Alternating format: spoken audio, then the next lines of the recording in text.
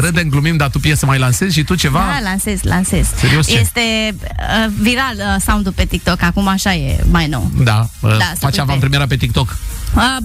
Avantpremiera am avut-o în deschidere la Jason, la festival, am cântat-o pe toată și fix în ziua aia am lansat și sound-ul pe TikTok și s-a dus bine. Cum se numește piesa? Aș vrea să mă las de tine.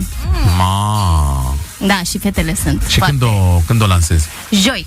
Unde o lansezi? Pe canalul meu de YouTube și pe Spotify. La vreun radio s-a mai dat vreodată? Nu. La niciun radio? Nu. Adică e prima dată la noi dacă îi dau eu play? Vrei să-i dai? Dacă mi-ai trimis să o ascult și eu o dau. Bine, haide, da, premieră. Doamnelor și domnilor, cu forța mai mult decât de bunăvoie, hai să ascultăm. De rușinea mea mai mult decât de bunăvoie, ascultăm în premieră la un post de radio noua piesă a lui Nicol Sherry, care se va lansa joi. Haide. Asta e piesa. Mâine se lansează. Asta se ascultă în premieră la Zoo.